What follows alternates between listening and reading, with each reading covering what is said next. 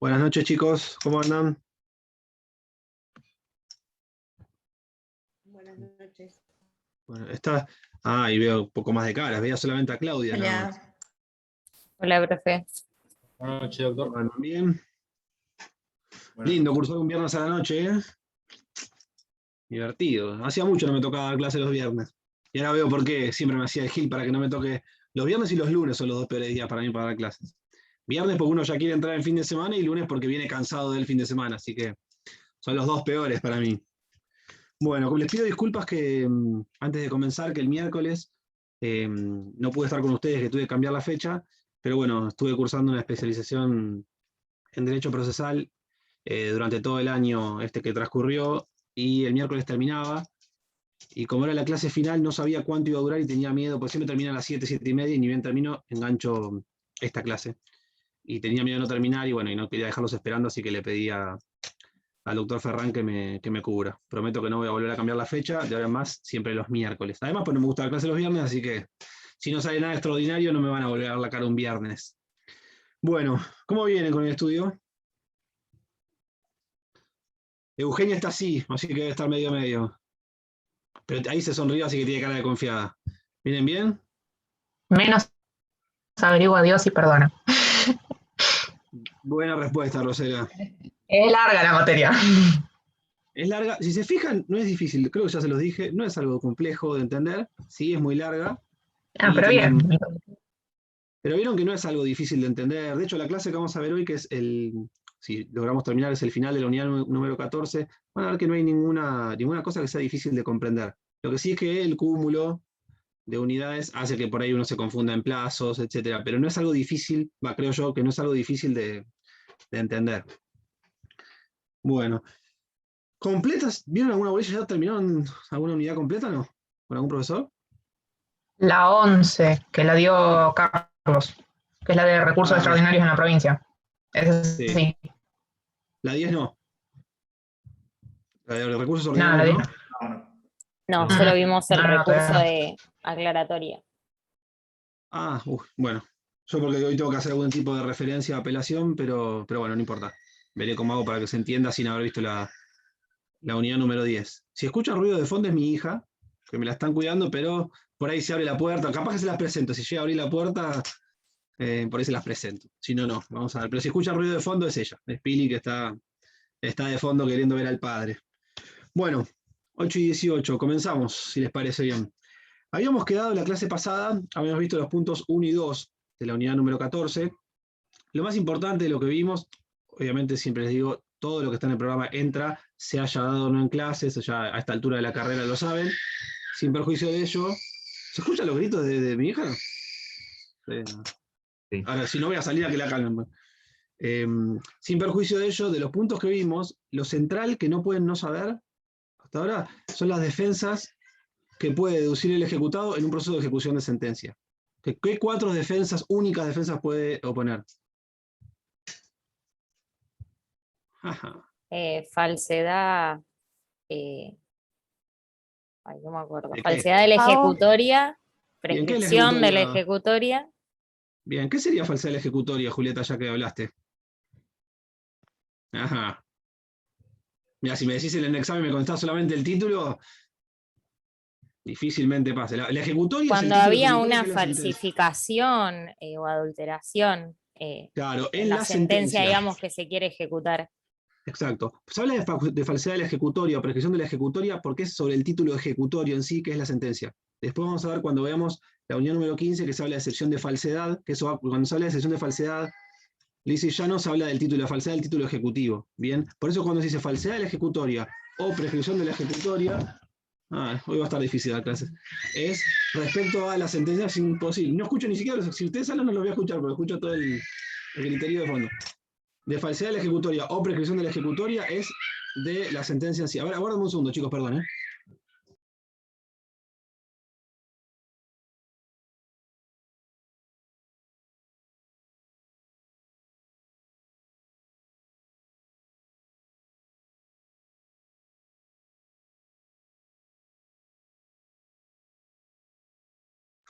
Ahí estoy de vuelta. Perdón la desprolijidad, pero les fui a pedir por favor que cierren la puerta de allá porque no escucho realmente, no puedo concentrar. Y además para usted tampoco debe ser muy agradable escuchar el griterío de mi niña. Bueno, les decía, falsedad y prescripción de la ejecutoria, a diferencia de cuando veamos las excepciones en el juicio ejecutivo, apuntan a el título ejecutorio en sí, que es la sentencia. Por eso es que se llama falsedad de la ejecutoria, falsedad de la sentencia, prescripción de la sentencia. Bien, ¿qué otras dos defensas más? Muy bien, Julieta, ¿qué otras dos defensas más hay en el proceso de ejecución de sentencia? El pago. Pago y Bien, quita. Luana. Pago, quita, espera o remisión. Espera o remisión. Muy bien, que una de las chicas me escribió, me mandó un mail, creo que Agustina, ¿no? Que me decía, ¿cuál es la diferencia entre quita y remisión? Y yo estaba esperando que alguno me lo pregunte en clase el otro día, porque si se fijan es lo mismo. Lo que algunos autores dicen que la quita es el abandono a una parte de la deuda, y la remisión sería el abandono también, pero al total. Pero la realidad es que puede haber una remisión parcial, así que no hay gran diferencia terminológica entre uno y otro. Las dos son un abandono que hace en forma voluntaria, obviamente, y por escrito, el acreedor a cobrar total o parcialmente una deuda. ¿Bien? Y la espera es el plazo extra concedido una vez vencida una obligación, el plazo extra que confiere el acreedor al deudor para que cancele una deuda. ¿Bien? Bueno. El punto número 3 ya habla del juicio ejecutivo. Hasta acá vimos ejecución de la sentencia. Esto ya es diferente, es juicio ejecutivo. ¿Qué es el proceso ejecutivo? En todos los manuales Palacio, libro de Morelo, cualquier manual de procesal que ustedes utilicen para estudiar esta materia, van a ver que dice que es un proceso especial, sumario, ojo con confundirlo con los procesos de conocimiento que vimos que eran ordinario, sumario y sumarísimo. Acá, cuando habla de sumario, habla a la brevedad. Sumario entendido como breve. ¿Por qué breve? Porque acá lo que se habla en el juicio ejecutivo es lo que se llama un estrecho marco cognoscitivo. Solamente el deudor, el ejecutado, solamente puede deducir defensas determinadas. No hay amplitud de debate como vimos en la primera parte que sí había en un proceso de conocimiento. Por eso se lo llama proceso sumario, pero sumario en sentido estricto de la palabra. No confundan con proceso de conocimiento, ¿bien? Y de ejecución. ¿Por qué de ejecución? Porque contiene un doble acto, el juicio ejecutivo. Un acto combinatorio, que es intimar de pago al deudor para que cancele la deuda, que tiene que ser una obligación de dar sumas de dinero, lo vamos a ver ahora, y un acto coactivo, que ¿cómo se hace coactivo? No a las trompadas, sino por medio de un embargo. ¿Bien? Entonces, ¿qué es un juicio ejecutivo? No digan juicio, digo, porque el juicio es el razonamiento que hace el juez al sentenciar. Hay que hablar con propiedades. ¿Qué es un proceso ejecutivo? Es un proceso especial, porque está regulado en forma especial en el código. Sumario en sentido estricto porque es más breve, porque hay un límite en las defensas que puede deducir el ejecutado, y de ejecución porque lo que se persigue es un doble acto culminatorio, que se da con la intimación de pago, que cancele la deuda, y coactivo, que se da con el embargo de los bienes en caso de que no haya un cumplimiento voluntario. ¿Bien? En el programa habla de los sistemas francés, español, italiano, nunca ningún profesor los da, yo siempre hago una referencia puntual para que sepan nada más, esto no se toma, que en Francia, tanto en Francia como en Italia, las ejecuciones no tramitan por vía judicial. ¿Qué quiere decir esto? En Francia lo que tiene el acreedor puede hacer, con el auxilio de algunos funcionarios públicos, directamente el acreedor hace la intimación de pago y el tema del embargo o del cobro compulsivo de la deuda. La única intervención judicial que hay en Francia es, si el ejecutado se opone a esa ejecución, tiene que iniciar un proceso autónomo que no suspende esta ejecución extrajudicial que está haciendo el acreedor, no la suspende, y este proceso autónomo sí tramita por vía judicial. Pero en principio se hace todo en forma extrajudicial. ¿Bien? Italia tiene un sistema más o menos similar al de Francia, también se hace a través de un oficial público, pero que no integra el Poder Judicial. Y también, si el ejecutado considera que esta ejecución extrajudicial adolece algún vicio, etcétera, o quiere deducir sus defensas, tiene que iniciar un proceso autónomo que sí va a tramitar por vía judicial. ¿Bien? Pero para que sepan esto a título referencial, Francia e Italia la ejecución es de manera extrajudicial. ¿Bien? España, yo tuve la posibilidad de ir en enero del 2020, tuve la posibilidad de hacer una especialización en Salamanca. Salamanca, la verdad, si algún día tienen la posibilidad, vayan. De paseo, o mejor aún, de paseo y hacer un curso. Pues la verdad es una ciudad bárbara y la universidad es increíble. Tuve la posibilidad, cuando estuve en España, pensé que el 2020 iba a ser un año fabuloso y cuando volví, el coronavirus lo arruinó por completo. Pero había arrancado muy bien. Claro, por lo menos tuve eso. Siempre digo lo mismo. Todos dicen que el 2020 fue un año perdido, nefasto. Yo por lo menos tuve ese viaje en enero que fue una linda experiencia. Y tuve la posibilidad de estudiar la ley de enjuiciamiento civil española, y es muy, pero muy similar al sistema que tenemos nosotros. Ellos también dividen entre ejecución de sentencia y proceso ejecutivo. Las defensas que se pueden oponer son más o menos las mismas Quizás la que tiene España que no tenemos nosotros en el marco de un juicio ejecutivo es alegar defensas por fuerza o miedo, vicios de la voluntad, como excepciones por fuera de lo que surge el título ejecutivo. Porque cuando veamos en clases posteriores, las defensas tienen que surgir el título ejecutivo. En cambio, España tiene esa de alegar que hubo fuerza o miedo en el mismo proceso ejecutivo que Argentina no lo tiene. El resto es muy, muy similar. El proceso español es muy, muy similar al argentino. Hecha esta breve referencia histórica, no, perdón, del derecho comparado, volvemos al programa y ¿cuáles son las etapas que tiene un juicio ejecutivo? Muy sencillo. La primera etapa es todo lo que se llama etapa introductoria. ¿En qué consiste? Demanda de juicio ejecutivo. El acto, esto lo vamos a ver en la unidad 15. El acto de emplazamiento que se hace por intimación de pago, que se efectiviza a través de un mandamiento.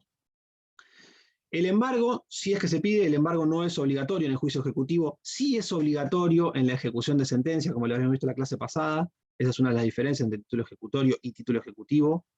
Bien, entonces, primera etapa, demanda, la intimación de pago, que se efectiviza mediante mandamiento, el embargo si es que el acreedor, el ejecutante, lo pidió, y la citación de la defensa que está implícita dentro de ese mandamiento en el cual se lo intima de pago y a su vez se lo cita para que, en su caso, ejerza su derecho defensivo a través de excepciones. Esa es la primera etapa.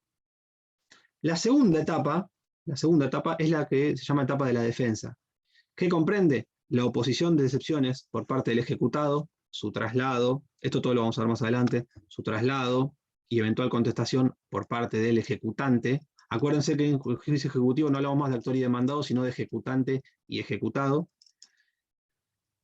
La apertura a prueba de las excepciones, cuya interpretación es de carácter restrictivo, en principio no se debe abrir a prueba. El juez obviamente siempre tiene, en forma discrecional, decide si abre o no a prueba, pero en principio en el juicio ejecutivo no hay que abrir a prueba, se interpreta en forma restrictiva. La sentencia, trance y remate, que es la sentencia que pone fin al pleito. Los recursos contra la sentencia, y ahí termina la segunda etapa. Y la tercera etapa es el cumplimiento de esa sentencia de trance y remate. Bien, entonces reitero, ¿cuáles son las etapas de un proceso ejecutivo? Son esencialmente tres. La primera es la que abarca la demanda, el acto de intimación de pago, con el emplazamiento para el deudor para que oponga excepciones, para que ejerza su derecho defensivo. La segunda etapa, que es la que consiste en la deducción de las excepciones, el traslado, la contestación, si es que el ejecutante las contesta, la etapa probatoria, si el juez lo decide, la sentencia de trance y remate y los recursos contra esa sentencia. Y la tercera etapa es la de cumplimiento de la sentencia de trance y remate. Bien. El programa continúa hablando de los requisitos que debe contener, a ver cómo dice, requisitos para la procedencia de la vía ejecutiva. En principio, requisitos de la demanda, en torno a admisibilidad, legitimación, es igual que lo que viene en la primera parte, no hay ninguna cuestión que sumar. Lo que sí tiene el proceso ejecutivo, que no tiene el proceso de conocimiento, son requisitos intrínsecos de admisibilidad.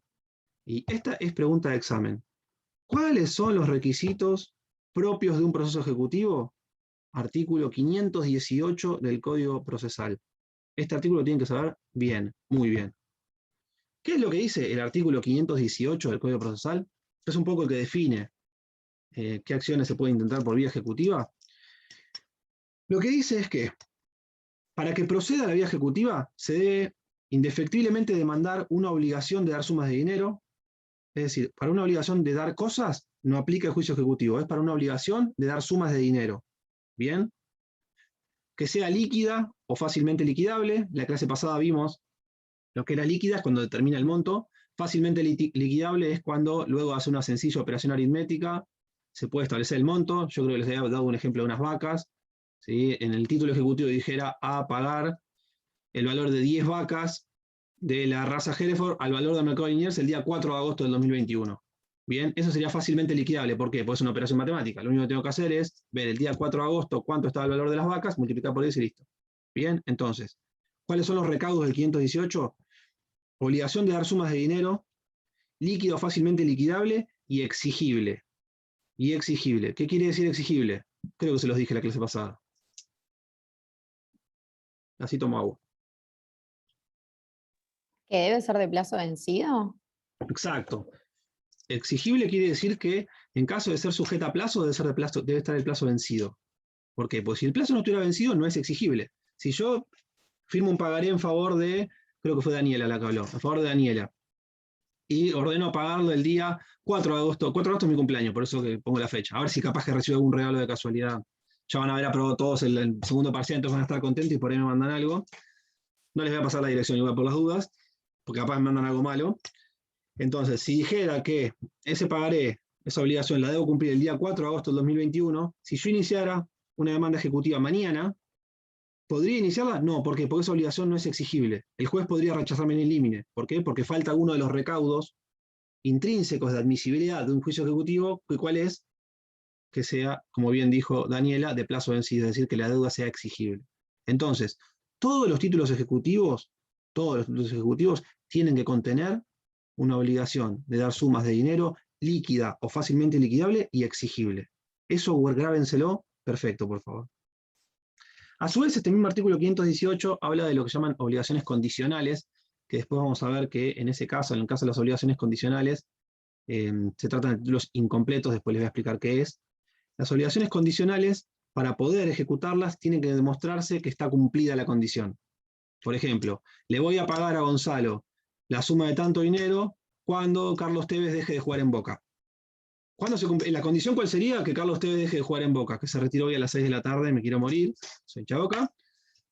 Entonces, ¿cuándo la deuda sería exigible? Cuando se cumplía la condición. Hoy a las 6 de la tarde se cumplió esa condición, mañana Gonzalo, creo que puse el ejemplo de Gonzalo, me podría reclamar, obviamente si fuera una obligación de dar sumas de dinero líquida, fácilmente liquidable, exigible, me podría reclamar esa suma. ¿Por qué? Porque se cumplió la condición a que estaba sujeta, que era el retiro de este jugador de fútbol. ¿Bien? Entonces, si la obligación es condicional, está sujeta a una condición, se debe demostrar, ya les voy a explicar cómo, se debe demostrar que esa condición se encuentra cumplida. Y el final del 518 habla de las obligaciones de dar sumas de dinero en moneda extranjera, que sobre esto no me voy a extender mucho, pero sí les voy a hacer una referencia. Si se fijan, el 518 dice que si la deuda está en moneda extranjera, se debe ejecutar en su equivalente a moneda de curso legal, que es pesos, a la cotización que fijaron las partes al contraer la obligación, o en su defecto, es decir, si no especificaron nada, a la cotización que prevé el Banco Nación. En realidad, si ustedes leyeran esto, les haría pensar que sí o sí una deuda en moneda extranjera si la quieren demandar en forma ejecutiva, un pagaré, por ejemplo, en dólares, tendrían que demandarlo en pesos. No es tan así, se puede demandar en dólares, ¿eh? Se puede demandar en dólares. ¿Pueden demandarlo en pesos convirtiéndolo? Sí, que no creo que lo haga nadie, pero podrían hacerlo. Pero también se puede demandar en dólares. Lo que sí deberían calcular es para el pago de la tasa y la sobretasa, esto todo para que lo sepan para el ejercicio profesional, no anoten. Sí, lo que deberían hacer para el pago de los recaudos fiscales, es decir, tasa y sobretasa, que se calculan, ustedes ya lo vieron en primera parte, el 2,2% del monto reclamado, ahí sí deberían especificarlo y pagarlo en pesos. ¿Por qué? Porque los recaudos fiscales se pagan en pesos. Pero, sin perjuicio del 518 dice que las obligaciones, en caso de juicio ejecutivo, las obligaciones de dar sumas de dinero en moneda extranjera deben especificarse, se puede reclamar en moneda extranjera igual. ¿Bien? Después entrará la aplicación del 765 del Código Civil y Comercial, que calculo que lo habrán visto, creo que en obligaciones lo deben estar. Cuando yo cursé estaba el Código de Vélez, pero lo deben ver en obligaciones, que es la posibilidad, en caso de una deuda de dar sumas de dinero extranjera, de desobligarse pagando moneda a curso legal, sí o no. Ahí hay varios criterios, algunos dicen que sí, otros dicen que hay que estar a lo que convinieron las partes. Bueno, no importa, no es procesal civil, así que no lo voy a explicar, pero bueno, sí, sépanlo, 765, un artículo que está muy de moda porque hubo un problema ahí entre ese y el que sigue, que son contradictorios. No les voy a explicar por qué, hubo unas quejas bárbaras cuando salió el Código Civil y Comercial, pero bueno, para que lo sepan. Entonces, reitero, ¿qué requisitos propios de la acción ejecutiva tienen que tener en cuenta? Pregunta de examen. El cumplimiento del artículo 518. ¿Qué es el artículo 518? ¿Qué contiene? Que el título ejecutivo debe indefectiblemente contener una obligación de dar sumas de dinero líquidas o fácilmente liquidables y exigibles. En caso de estar sujeta a plazo o condición, también se debe demostrar que dicho plazo se encuentra vencido, por ende es exigible, como bien decía Daniela, o que la condición se encuentra cumplida, como el ejemplo que les di hace unos instantes. Bien, esos son los recaudos propios de un proceso ejecutivo. El 518, sépanselo bien, creo que lo dije como 5 veces ya, así que claramente algunos se lo vamos a tomar, por lo menos yo. ¿Qué pasa? El programa continúa diciendo, dice deuda parcialmente ilíquida. ¿Qué pasa? Si la obligación contiene una parte líquida y una parte ilíquida, ¿qué podría hacer yo? Recién yo les dije que hay que demandar, tiene que ser una obligación de suma de dinero líquida o fácilmente liquidable. ¿Qué pasa si es parte líquida y parte ilíquida? No sé, Martín iba a hablar, perdón. ¿Martín? Sí, primero la parte líquida. Se puede ir por vía ejecutiva para reclamar la parte líquida, es decir, la parte que ya está determinada, que es exigible, y por la parte ilíquida habrá que esperar. Hacer el procedimiento que vimos en la clase pasada, o esperar a que se convierta en suma líquida para poder ir por vía ejecutiva. Entonces, en resumidas cuentas, ¿qué es lo que permite el legislador? Que si una misma deuda es en parte líquida, que se pueda demandar ejecutivamente la parte líquida, vale la redundancia. ¿Bien? Seguimos. El programa dice opción por proceso de conocimiento. Esto está en el 519. Rara vez, rara por no decir nunca, se ve en la práctica, pero les voy a dar un ejemplo en el cual se podría llegar a suscitar. ¿Qué pasa? Yo tengo un pagaré, que ahora vamos a ver más adelante que el pagaré es título ejecutivo. ¿Bien? Entonces, en principio, ¿qué haría yo? Como les decía al comienzo, que era un proceso rápido, porque hay pocas defensas que el ejecutado puede deducir, me conviene accionar por vía ejecutiva. ¿Por qué? Porque voy a lograr más rápido una sentencia y más rápido el cumplimiento, que es lo que busco, ¿no? Ahora, yo podría optar, por más que tenga habilitada la vía ejecutiva, ¿podría optar por iniciar un cobro de pesos, por ejemplo, en este caso un pagaré? Sí. Es decir, por ir por proceso de conocimiento, sí. En caso que el ejecutante, en lugar de querer ir por vía ejecutiva, que es la que está prevista para el título que posee, si decidiera ir por proceso de conocimiento, se lo plantea al juez junto con la demanda, acompañando obviamente el título ejecutivo. ¿Qué es lo que hace el juez ahí? Previo a imprimirlo del trámite, es decir, para decir va a tramitar por vía de conocimiento, va a tramitar por vía ejecutiva, le corre un traslado por 5 días, se notifica por cédula al ejecutado. ¿Bien? Entonces, no es que el juez dice, bueno, está bien, te hago caso, Patricio, vamos por proceso de conocimiento. No. Previamente le confiere un traslado al ejecutado para que preste conformidad o no con la opción que quiere ejercer el ejecutante de ir por vía de proceso de conocimiento. Si el ejecutado no contesta el traslado o lo consiente, obviamente se despachará el traslado de demanda por el proceso de conocimiento, sea ordinario, sumario o sumarísimo, el que corresponda. ¿Bien? Ahora bien, si el demandado se opusiere, es decir, no, acá hay que ir por la vía ejecutiva, ahí el juez, luego de sustanciado, el juez resuelve. ¿Bien? Lo que el juez decida, es decir, si le imprima vía sumaria o le imprima vía ejecutiva, es irrecurrible. ¿Por qué? Porque siempre el juez, en última instancia, es el que decide qué trámite se le asigna a un expediente. Entonces, reitero, si yo poseo un título ejecutivo, es decir, tengo habilitada la vía ejecutiva, yo ejecutante, ¿puedo solicitar al juez que le imprima carácter de proceso de conocimiento? Sí, pero el juez, antes de hacerlo, sustancia con la contraparte. Si la contraparte no opone reparos, tramitará por vía de proceso de conocimiento. Si opone reparos, el juez va a ser quien resuelva. ¿Bien? Si le imprime juicio ejecutivo, trámite de juicio ejecutivo e intimado de pago, o si le imprime el trámite de un proceso de conocimiento y corre traslado de demanda. ¿Bien? Seguimos. El programa dice proceso de conocimiento posterior al juicio ejecutivo, artículo 551 del Código Procesal, otra muy posible pregunta de examen. Díganme si la primera parte, todas las que dije que eran preguntas de examen no fueron, por lo menos en las mesas que estuvieron conmigo. Bien, no miento. En esto no miento, en otras cosas no sé, pero en eso no, pero aparte siempre algunos profesores piensan que es una ayuda y en realidad no es una ayuda, pues son tantas cosas que igualmente tienen que terminar estudiando todo. Pero bueno, a mí me parece un acto de lealtad decirles qué cosas son las más importantes, independientemente de que todo es importante y bla, bla, bla. Bueno, proceso de conocimiento posterior, artículo 551 del Código Procesal. ¿Qué pasa con esto?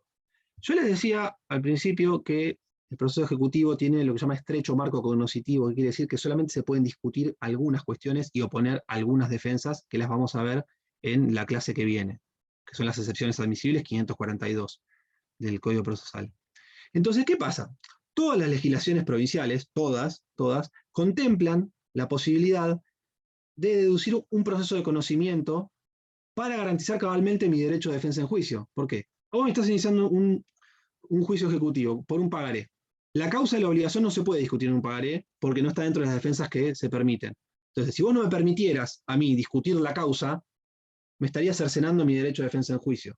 Entonces, ¿qué es lo que previeron todas las legislaciones locales? Bueno, tramita por vía ejecutiva, pero existe la posibilidad de iniciar un proceso de conocimiento posterior para debatir todas aquellas cuestiones que no podían plantearse dentro del proceso ejecutivo por este estrecho marco cognoscitivo y defensivo que en él existe. ¿Bien? Entonces, ¿para qué se implementó la figura del proceso de conocimiento posterior? Para garantizar un cabal ejercicio del derecho de defensa en juicio. ¿Bien? Ahora bien, ojo, ojo, ojo. ¿Por qué? Porque en el proceso de conocimiento posterior no se puede reeditar cualquier cuestión. ¿Bien? Solamente se puede debatir en el proceso de conocimiento posterior aquellas cuestiones que estaban vedadas en un juicio ejecutivo. Ejemplo, discutir la causa de la obligación. Es el ejemplo clásico. Que yo tengo ahí una diferencia, pero bueno, no importa. Bien, entonces, ojo, solamente aplica para discutir aquellas cuestiones que estaban vedadas en el marco del proceso ejecutivo.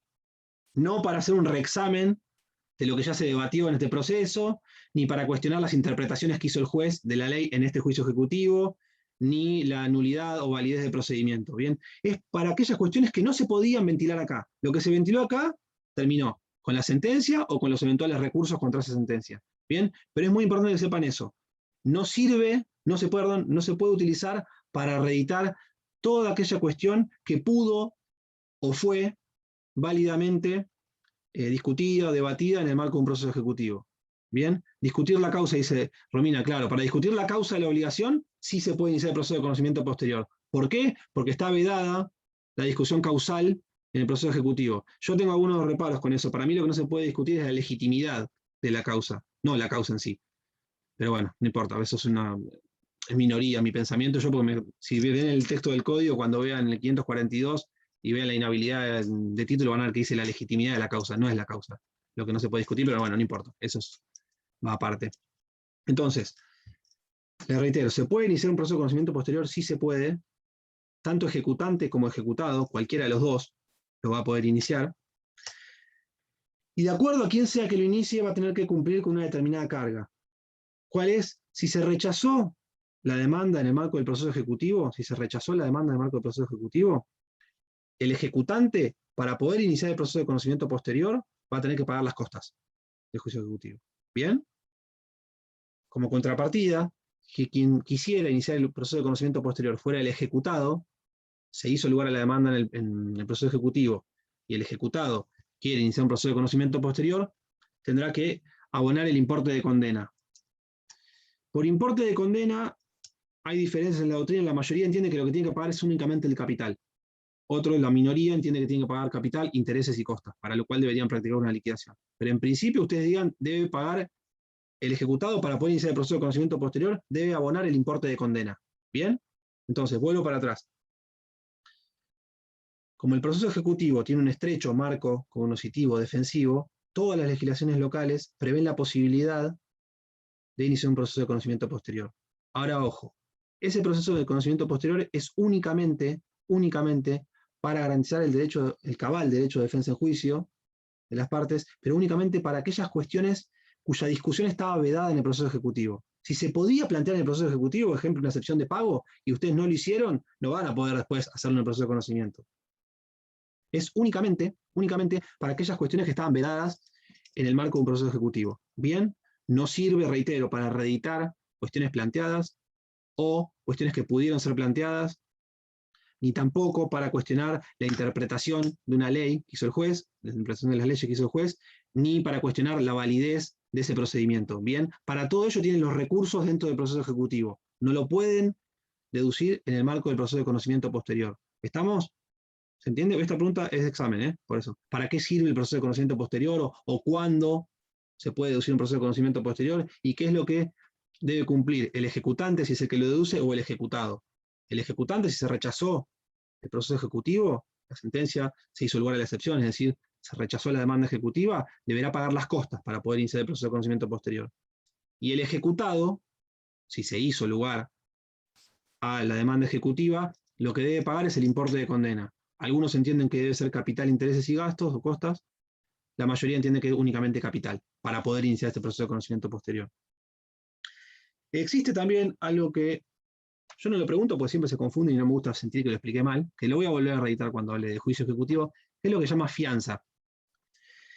¿Por qué? Y por eso les preguntaba hoy si habían terminado de ver la unidad número 10. Porque en principio, cuando se dicta la sentencia de trance y remate, es la sentencia del proceso ejecutivo, ¿es apelable? Obviamente es apelable, artículo 552 del Código Procesal, y esa apelación se va a conceder con efecto suspensivo, que creo, ahora si me estoy acordando, yo les dije lo que era el efecto suspensivo al final de la clase pasada, que quiere decir que uno no va a poder cumplir esa resolución judicial, esa sentencia, hasta tanto la Cámara no resuelva la apelación contra dicho pronunciamiento judicial.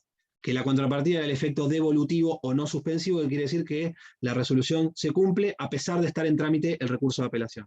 ¿Bien? Bueno, la regla general es que cuando se dicta sentencia en un proceso ejecutivo, si se la apela, se concede con efecto suspensivo.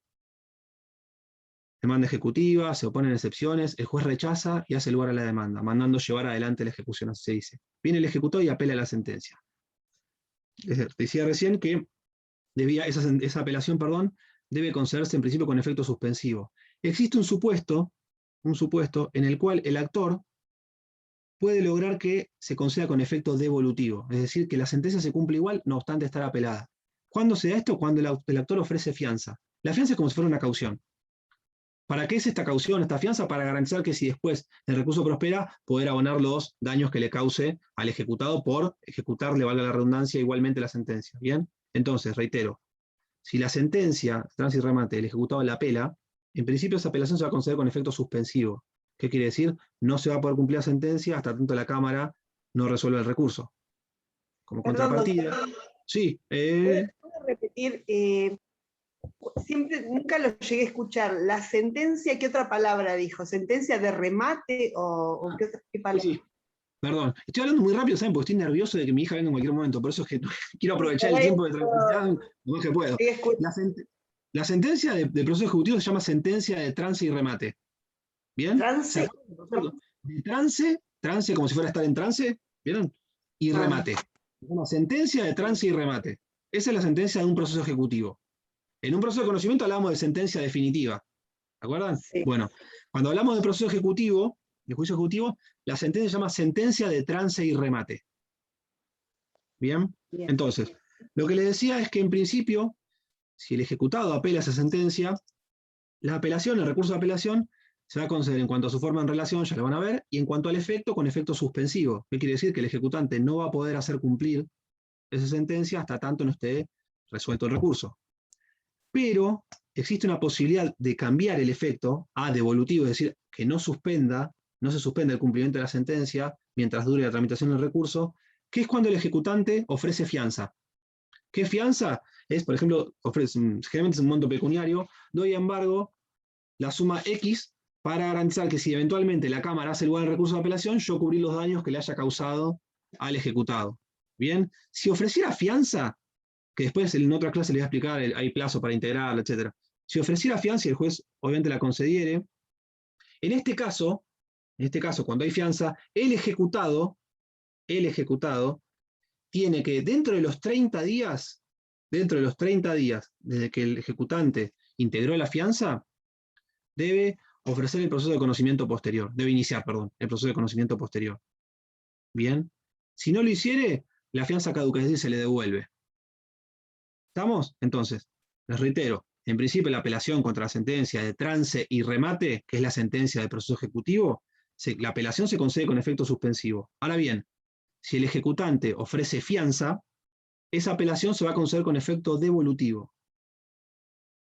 Y el ejecutado va a tener que iniciar el proceso de conocimiento posterior dentro de los 30 días desde que el actor integró la fianza.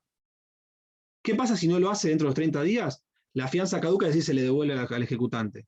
No obstante ello, el ejecutado va a poder iniciar el proceso de conocimiento posterior hasta que vence el plazo de prescripción.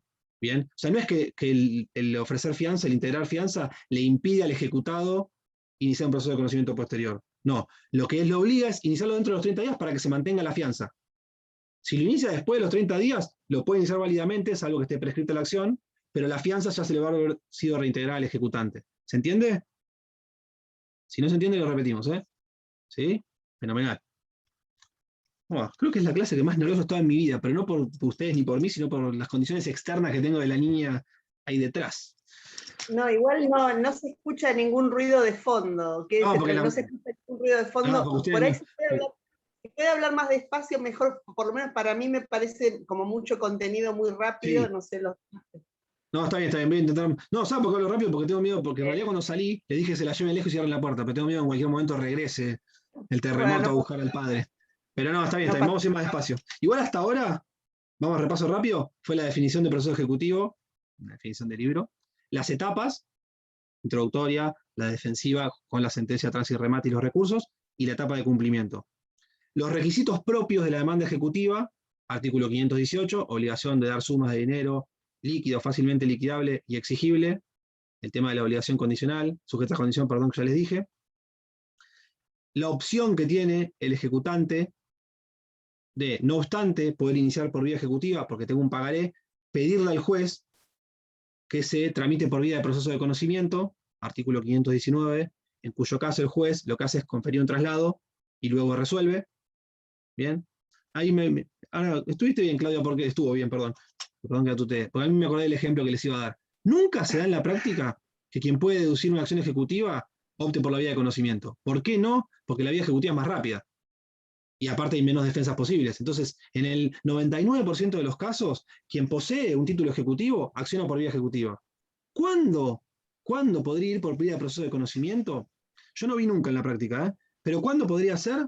El tema del pagaré que instrumenta una operación de consumo. Por ejemplo, ustedes van a una casa de electrodomésticos y compran una heladera en cuotas. Y ahí les van a hacer firmar un contrato y un contrato de mutuo y a su vez les hacen firmar un pagaré. ¿Bien? Si ese pagaré, obviamente no cumplieran con la obligación de no pagaran la heladera, la casa de electrodomésticos podría accionar por vía ejecutiva. ¿Podría? Sí, perfectamente. ¿Por qué? Porque tiene un pagaré, una obligación de dar sumas de dinero y ya es exigible porque venció el plazo que tenían para pagar. Entonces puede accionar por vía ejecutiva. ¿Por qué en este caso podría optar por la vía de conocimiento? Porque hay muchos juzgados en Mar del Plata, que entienden que el llamado pagaré de consumo no puede ser reclamado por vía de proceso ejecutivo. Este es el criterio, por ejemplo, de la sala 3 de la Cámara Local. ¿Por qué no? Porque dice que al consumidor hay que garantizarle la amplitud defensiva. Entonces, y uno podría decir, pero bueno, pero tiene proceso de conocimiento posterior, no importa, porque hay que garantizarle una vía expedita y rápida, así que no podrían accionar por vía ejecutiva. Sí o sí tendrían que accionar por vía de proceso de conocimiento. Es la opinión minoritaria, la única que opina así es la sala 3 y algunos juzgados, las otras dos salas no. Tienen algunas particularidades de integrar el título que no les voy a explicar. Pero ese sería un caso que válidamente la empresa podría decir, bueno, para no correr el riesgo de que me rechacen in limine la demanda ejecutiva por entender que este pagaré, ahí leo, Máximo, que este pagaré que instrumenta una operación de consumo no debe ser reclamado por vía ejecutiva, directamente pido que vaya por vía de proceso de conocimiento. Esa sería una opción válida de solicitar que se aplique la vía de proceso de conocimiento. A ver qué decía. Profesor, si el ejecutor inicia el proceso de conocimiento dentro de los 30 días, en el caso de fianza, entonces la Cámara tratará el recurso. Ahí voy, Máximo. Ya ahora cuando llegue de vuelta a eso, lo explico. Es buena la pregunta.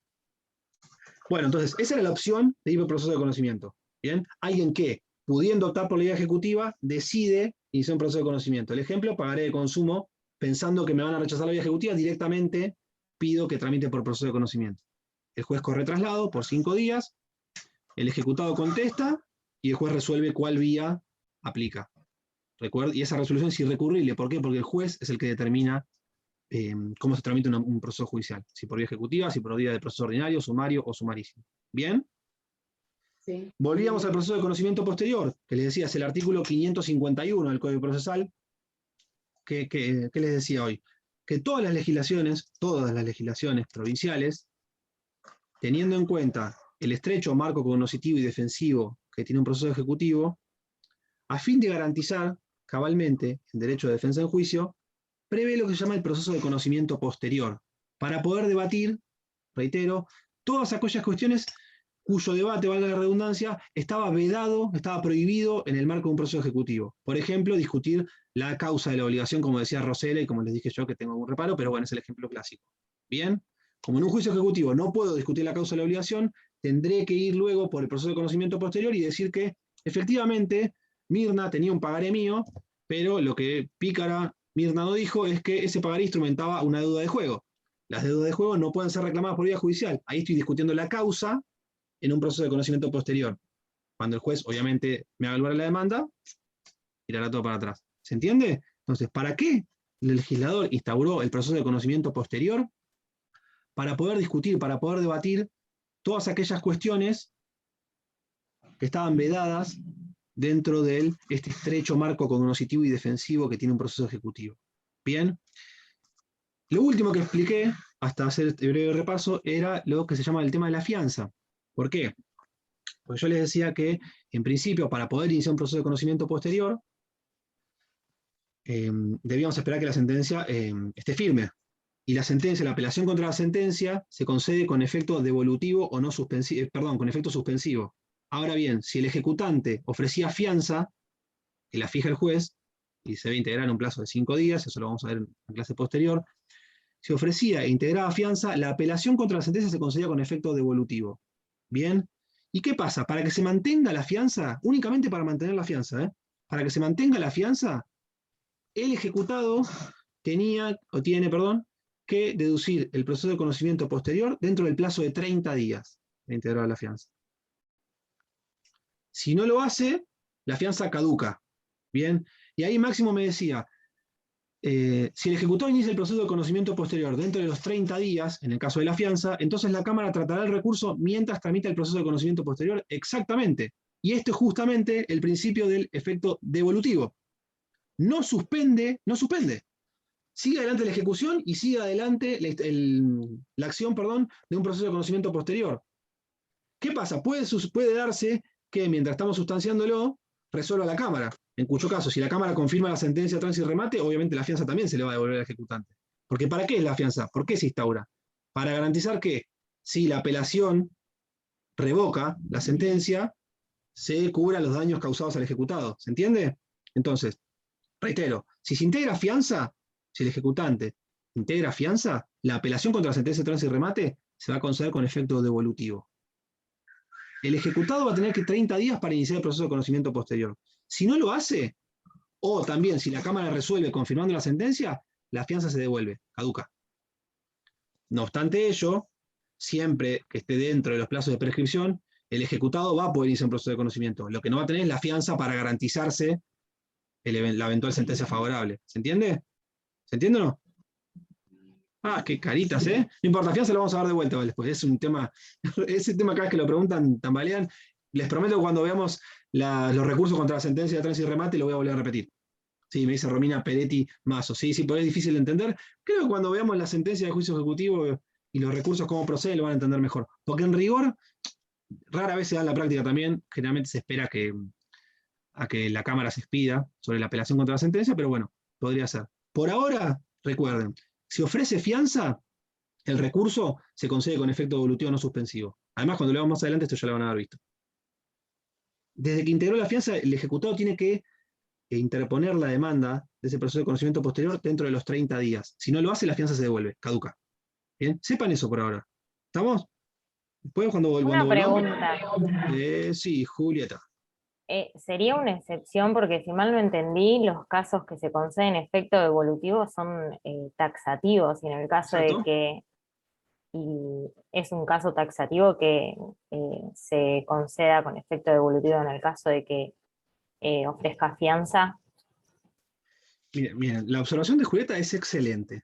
Yo creo, esto lo saben porque se lo dije yo, me parece en la clase pasada, que la regla general es que los recursos de apelación proceden siempre, recuerden, providencia simple que cause grave irreparable, interlocutorias o sentencias definitivas. Esas son las resoluciones susceptibles de apelación. La regla general es que se conceden con efecto suspensivo, es decir, no se puede cumplir la resolución hasta tanto la Cámara no resuelva. Como regla excepcional, como excepción, están los que se llaman efecto devolutivo o no suspensivo, que son taxativos. ¿Qué quiere decir taxativos? Que tienen que estar expresamente previstos en el código. La fianza es un caso de apelación que se concede con efecto devolutivo. Es un caso taxativo, sí, porque está justamente el código prevé que si el ejecutante da fianza, se conceda con efecto devolutivo. Fíjense, es taxativo porque lo prevé el propio código. Siempre recuerden eso. Cuando sale de taxativo, quiere decir que tiene que estar enumerado. Cuando sale de enunciativo, Quiere decir, pueden ser estos o pueden ser otros. ¿Bien? Entonces, el ejemplo del supuesto de fianza, el supuesto de que el ejecutante integre fianza, es un supuesto de apelación concedida con efecto devolutivo. ¿Por qué taxativo? Porque está previsto justamente para la fianza. Así que la observación de Julieta es válida y es muy buena. ¿Bien? Después hay otros ejemplos que ya lo van a ver cuando vean la bolilla número 10, hay un montón de ejemplos de efecto devolutivo.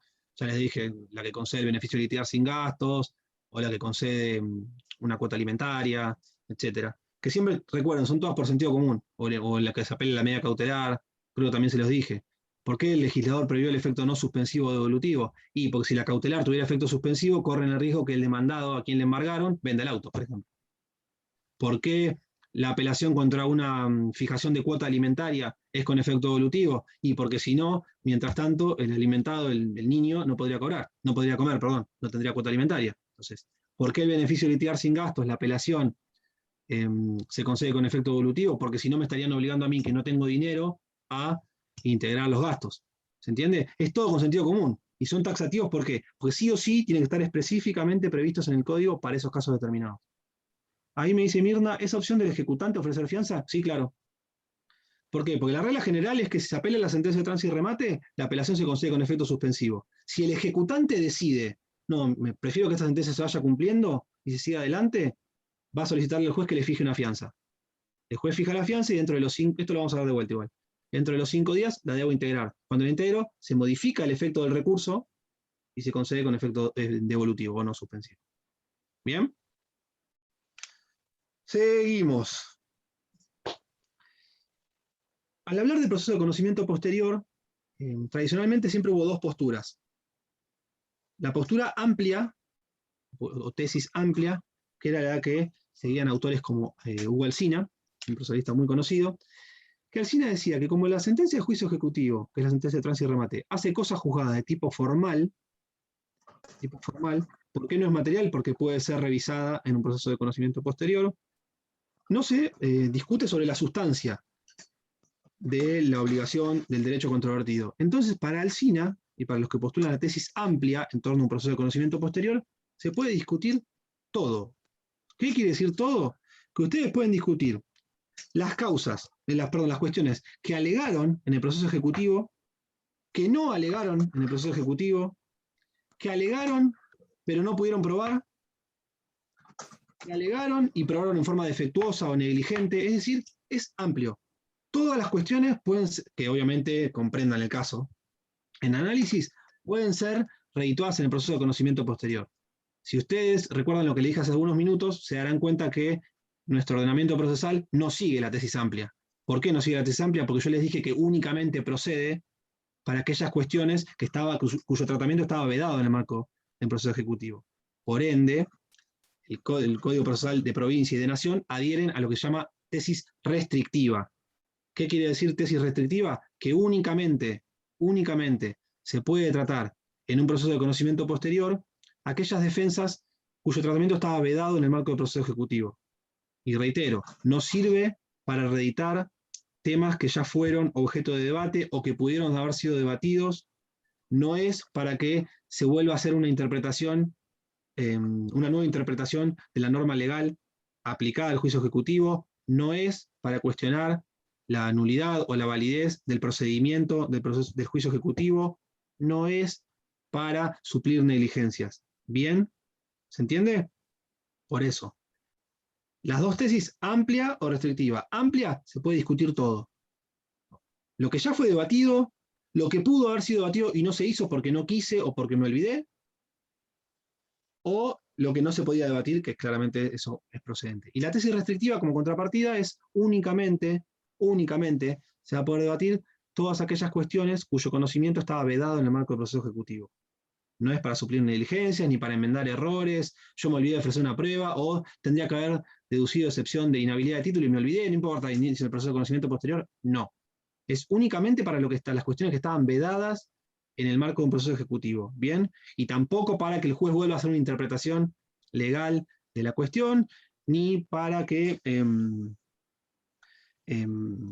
analice si era válido o no el procedimiento. Todas esas cuestiones debieron ser ventiladas a través de recursos en el proceso ejecutivo. ¿Estamos?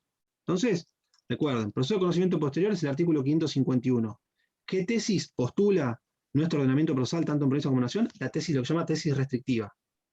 Únicamente para las cuestiones que no se podían debatir en el marco de un proceso ejecutivo. ¿Estamos hasta ahí? Sí. ¿Cómo huele el tiempo? Fenomenal. Bueno, punto número 4. Ahora se va a poner más fácil, les prometo. Esto es mucho más sencillo. Punto número 4 habla de título ejecutivo y título ejecutorio. Título ejecutorio, ya lo habíamos visto en la clase anterior, es sentencia. Y también los acuerdos transaccionales homologados, los laudos arbitrales, habíamos visto varios, las conciliaciones, acuerdos conciliatorios, etc. Bien. La particularidad que tiene el título ejecutorio, a diferencia del título ejecutivo, es que únicamente, el título ejecutorio únicamente puede ser cuestionado por defensas que nazcan con posterioridad a su creación. El título ejecutorio únicamente puede ser cuestionado por defensas nacidas con posterioridad a su creación, a la sentencia. Por eso son la falsedad de la ejecutoria, es con posterioridad. Esta era la sentencia, pero Eugenia falsificó los números. Es posterior. Esta es la sentencia, pero Gonzalo la vino a ejecutar a los 6 años y ahora el plazo de prescripción es 5 años. Bien, defensa posterior a la creación. Bueno, pago, espera, quita remisión, lo mismo. En cambio, el título ejecutivo, que es de naturaleza extrajudicial, puede ser cuestionado por defensas nacidas con posterioridad o contemporáneas. Por ejemplo, si el pagaré tuvo alguno de los vicios que les voy a explicar ahora, no tiene lugar de creación. Esa es una defensa que nació en forma contemporánea, es decir, cuando se creó el título ya tuvo un vicio que podrá ser atacado por, bueno, excepción de inhabilidad de título, que es la que procede. Entonces, ¿cuál es la diferencia sustancial entre título ejecutorio y ejecutivo? El título ejecutorio es de creación judicial, la sentencia. Por su carácter, por su origen, público, solamente puede ser cuestionado por defensas que nacieron con posterioridad a su creación. Vimos los ejemplos recién, prescripción de la ejecutoria, falsedad de la ejecutoria. Como contrapartida, el título ejecutivo es de naturaleza extrajudicial y va a poder ser cuestionado por defensas nacidas en forma contemporánea o posterior a la creación. ¿Bien? Después, en cuanto al trámite, los dos prevén una pequeña etapa de conocimiento. Ya vimos la de la ejecución de sentencia, que era el tema de la deducción de las 4 excepciones posibles del 504. Las del juicio ejecutivo las vamos a ver en la clase que viene, son las del 542. Las dos prevén limitada etapa de conocimiento. Y sí, otra diferencia sustancial que existe entre título ejecutorio y título ejecutivo es que el título ejecutorio que se reclama por vía de ejecución de sentencia, indefectiblemente, conditio sine qua non, les dije en la clase pasada, condición esencial, que haya un embargo. Bien, yo quiero ejecutar una sentencia de condena contra Azul por la suma de 100.000 pesos, que Azul no pagó en forma voluntaria. Para poder ejecutar esa sentencia, indefectiblemente yo tengo que haber trabado embargo sobre alguno de los bienes. ¿Por qué? Porque es sobre ese bien, cuando se subaste, sobre el producido de ese bien, que me voy a cobrar mi acreencia. Bien, entonces, en los casos de título ejecutorio, sentencia definitiva, por ejemplo, se acciona por ejecución de sentencia e indefectiblemente debe haber un embargo trabado y notificado. Bien, como contrapartida, en el caso de que se accione por un título ejecutivo, por ejemplo, reclamo la deuda de un pagaré, de una letra de cambio, de un cheque, aquí no necesariamente tiene que haber un embargo en esta primera etapa al demandar. Bien, después, si se dicta sentencia y no se cumple en forma voluntaria, tendremos que ejecutar esa sentencia y ahí sí el embargo va a ser indispensable.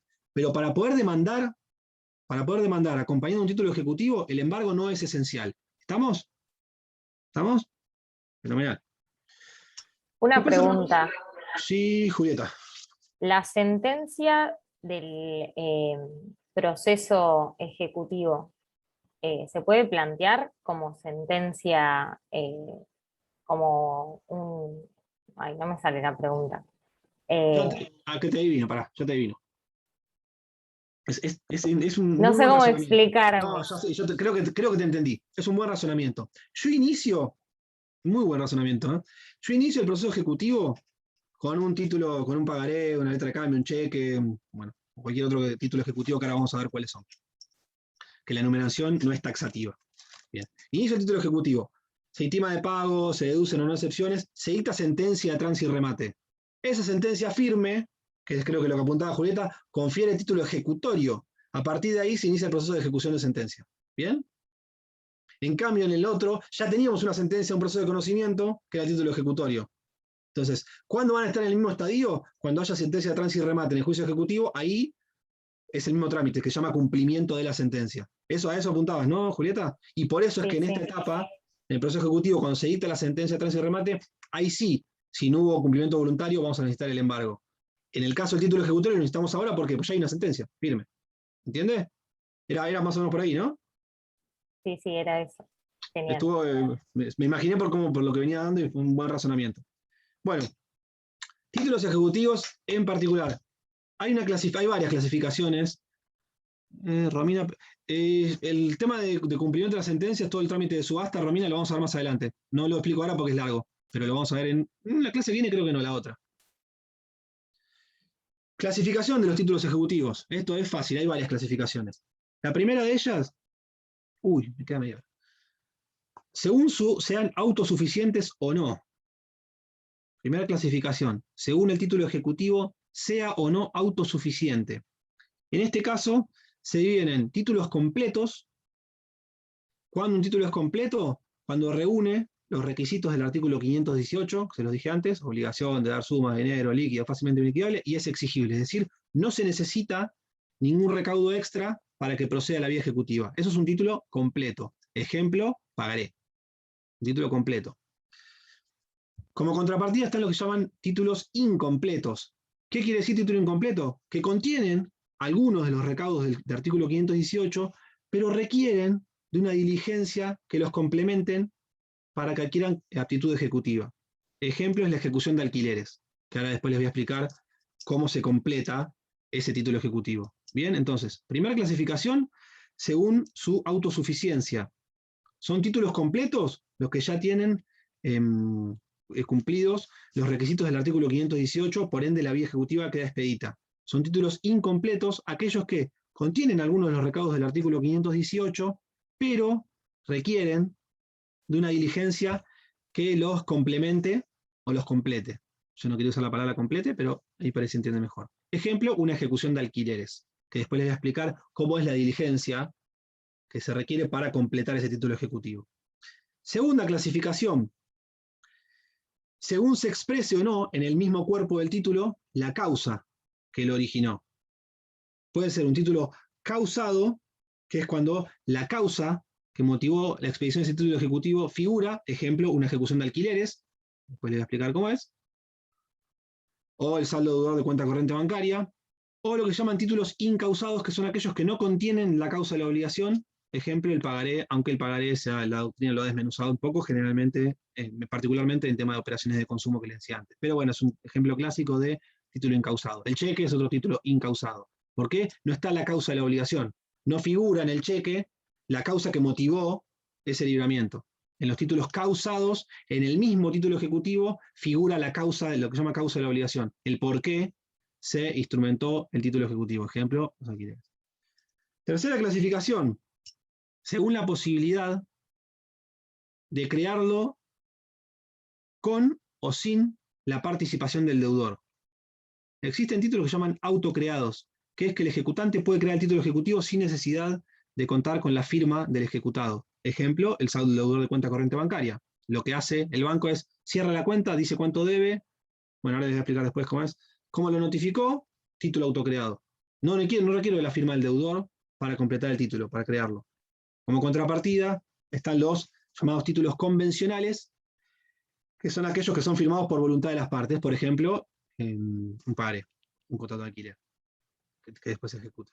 Bien, entonces, según la posibilidad o no de crear el título con o sin la participación del ejecutado, autocreados son los que el acreedor crea, valga la redundancia, sin la participación del deudor. Ejemplo, el certificado de saldo deudor de cuenta corriente bancaria.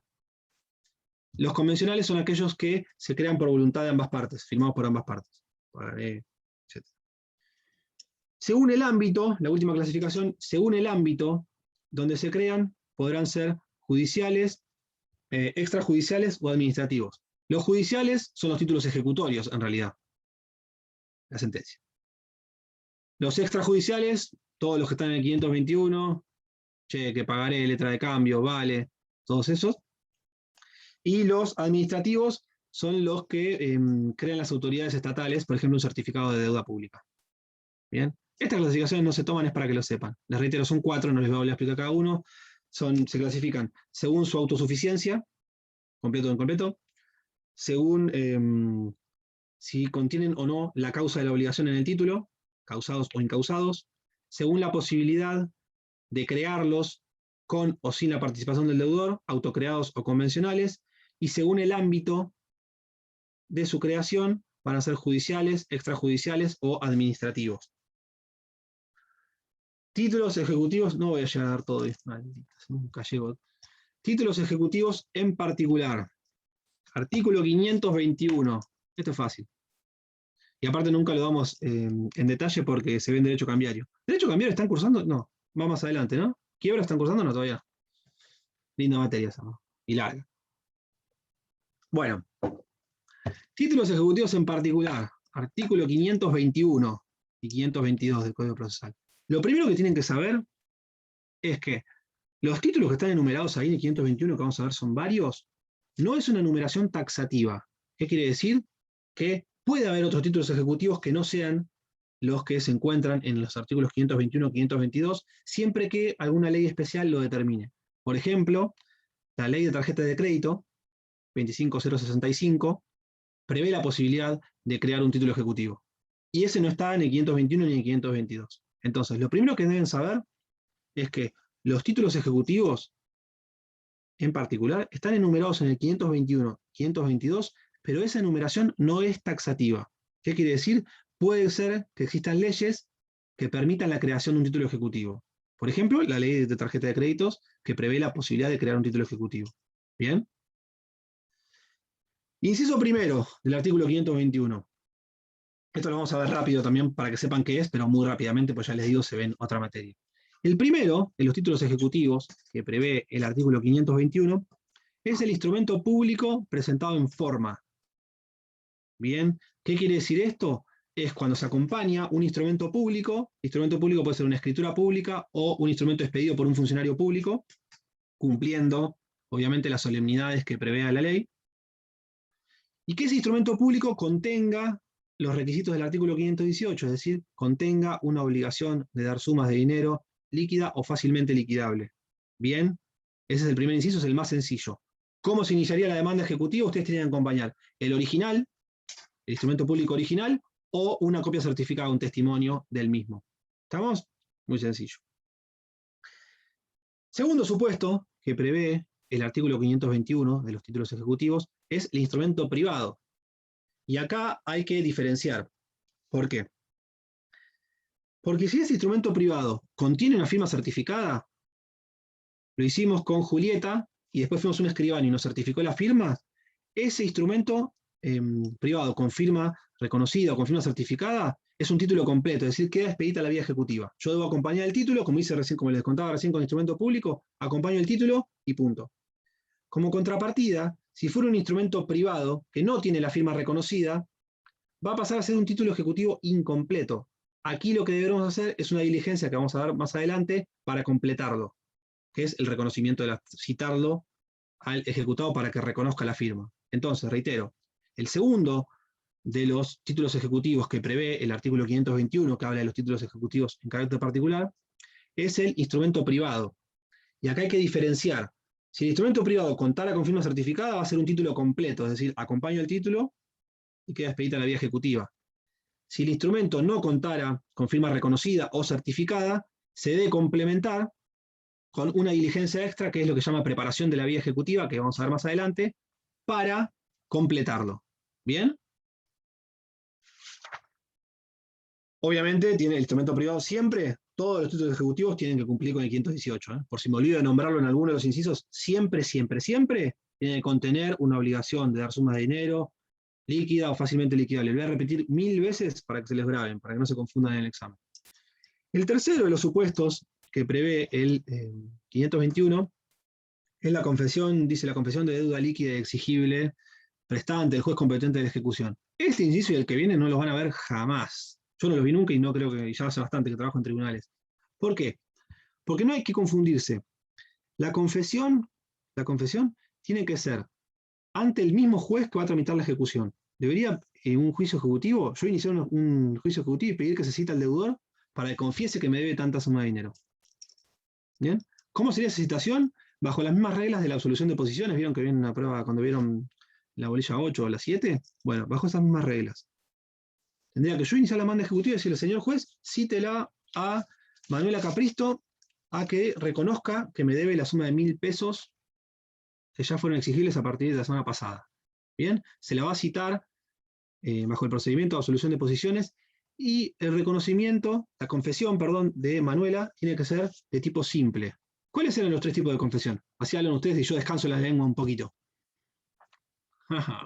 Ficta, compleja. No. No cualquiera. Simple, compleja y calificada. Bien, ¿quién dijo? Máximo. A ver, Máximo. Ya que no tenés cámara, decí cuál es cada uno. Puede decir, no solamente título, no. Si no, no descanso nada al final.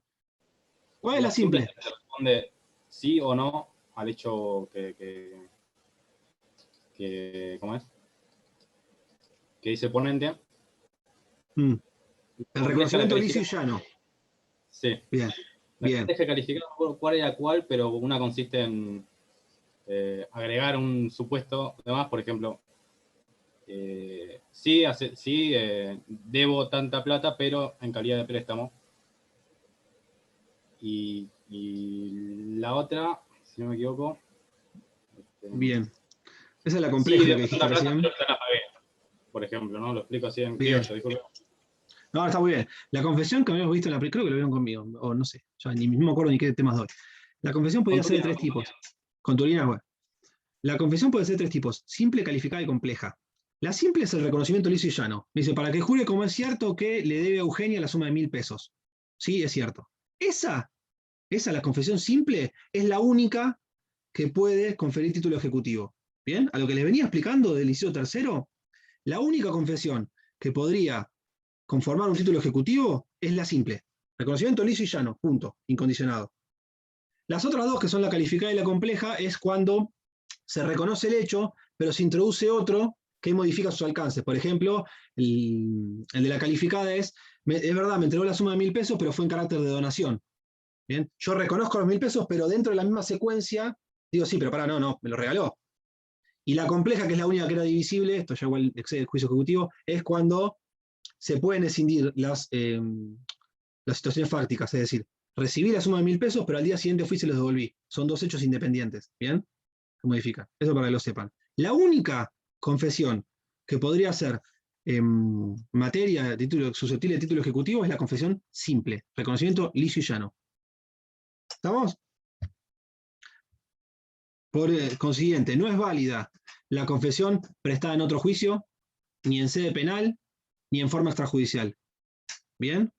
Esa no es válida como confesión a los efectos de título ejecutivo. Tiene que ser ante el mismo juez de la ejecución y una confesión simple. Nunca la van a ver esta, no la van a ver. Pues si va a confesar, seguramente hubiese pagado por fuera, hubiese dicho una regla. Así, confesión como título ejecutivo es prácticamente imposible que se vea en la práctica. Pero bueno, está en el código.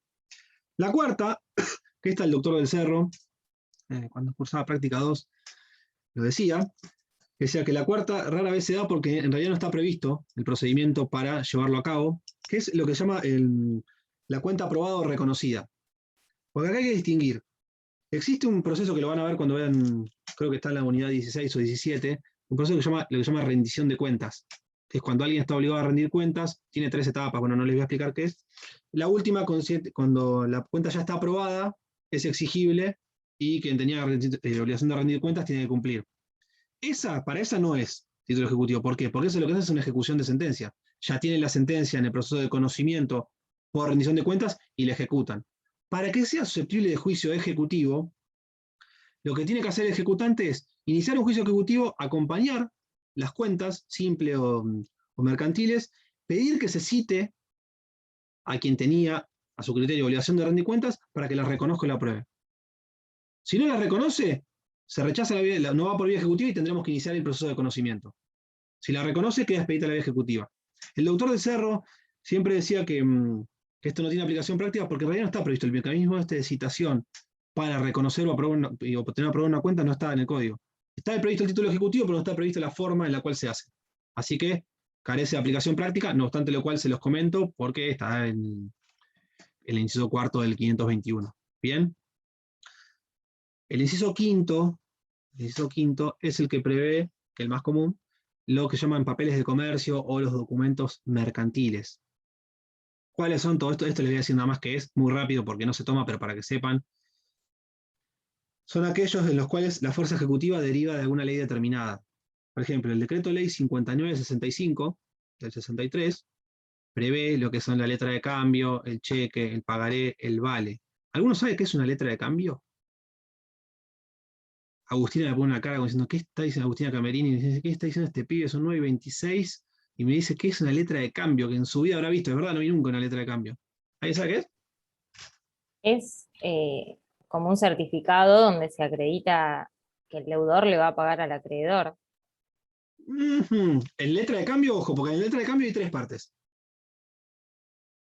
¿Qué pasa? En letra de cambio hay un librador, es una orden de pago. La letra de cambio es una orden de pago, pura y simple, en la cual un librador, yo que libro la letra de cambio, le digo a lo que llama una persona de girado, que es como si fuera un intermediario, hablando mal y pronto, que esta persona le pague al beneficiario o tenedor. Es una relación, hay tres partes. El librador le da la orden al girado para que le pague al tenedor o beneficiario.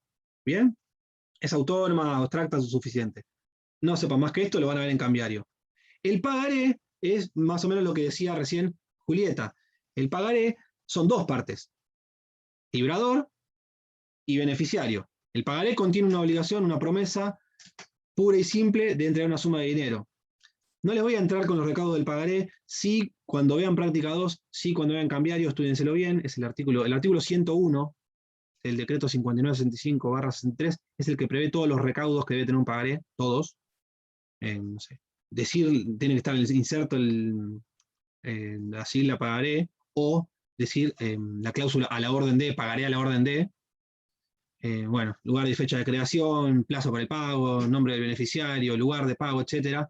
Y ojo, porque el pagaré lo que tiene es que si faltan algunos de los recaudos del artículo 101, que no se los enumero porque tenemos poco tiempo y porque además la verdad que no hace a la materia nuestra, hay solamente, son varios recaudos, son 5 o 6 recaudos. Solamente se pueden subsanar, solo se pueden subsanar la omisión de 2 recaudos. ¿Cuáles son? El plazo para el pago. Si yo omití al confeccionar el pagaré el plazo para el pago, no lo torne inhábil al pagaré. ¿Por qué? Pues se entiende que era pagadero a la vista, que lo voy a pagar cuando lo presenten al cobro. ¿Bien? Ese es uno. Y el otro es el lugar de pago.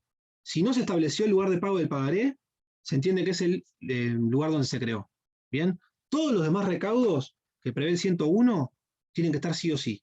Si no se cumple con esos recaudos, el título es inhábil, será susceptible de una excepción de inhabilidad de título. ¿Por qué? Porque falta alguno de los recaudos que prevé la norma para que ese título adquiera aptitud ejecutiva. Entonces, les reitero, los requisitos de un pagaré, los requisitos que debe contener un pagaré para adquirir aptitud ejecutiva, además, obviamente, del 518, que están todos, son los del 101.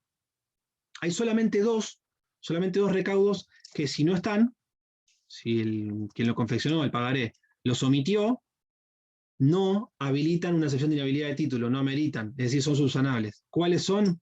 Cuando se olvidaron de indicar el plazo para pagar la suma que contiene el pagaré, se entiende que es a la vista. No puse plazo porque en realidad era cuando Mirna quisiera, me venía a traer el pagaré y yo tenía que pagarlo. Tenía que cancelarlo. ¿Bien? Entonces, si omitieron el plazo o omitieron el lugar de pago, esos dos recaudos son subsanables. ¿Por qué? Plazo se entiende pagar a la vista, lugar de pago se entiende que es el mismo lugar en donde se creó. Cualquier otro de los recaudos, lugar de creación, fecha de creación, firma, cualquier otro recaudo que no esté, lo torna inhábil. Apagaré. ¿Por qué me detengo un poquito más y con nosotros la letra de cambio fui rápido y vas a ver que nosotros vamos más rápido? Porque el pagaré es el más común de los títulos ejecutivos. Normalmente la ejecución de alquileres, despensa y pagaré son los más comunes. Letra de cambio yo no vi nunca, rara vez vean. ¿Bien? No se puede discutir la causa de la obligación del pagaré. Para mí lo que no se puede discutir es la legitimidad, pero bueno, no se puede discutir la causa. Para que Rosela no se enoje, que lo dijo hoy, lo puso en el chat. No se puede discutir la causa, Rosela, está muy bien, ya me lo dejaste bien claro. Vos participás de la postura de José de José del Cerro, que sabe mucho más que yo. ¿Qué más? Factura de crédito. La factura de crédito es un instrumento firmado por el deudor. Esto no lo anoten, chicos. Es más, creo que algunos profesores ni lo dan. Yo para que sepan nada más qué es el título, qué título ejecutivo es. Es un instrumento que firma el deudor, en el cual tiene que indicar el precio y si da un plazo para pagarlo, o si el pago es al contado en el momento. En este caso, las facturas son únicos de los papeles de comercio que hay que preparar la vía. Los demás son completos. La letra de cambio, el pagaré, el vale, que es lo mismo que el pagaré, prácticamente lo mismo que el pagaré, son títulos completos, se presentan y se ejecutan. El cheque, a ver el cheque, ¿quién me lo explica? Para yo poder entrar al cheque, ¿qué tengo que tener? ¿Qué relación tengo que tener contractual con un banco? ¿Qué tipo de contrato?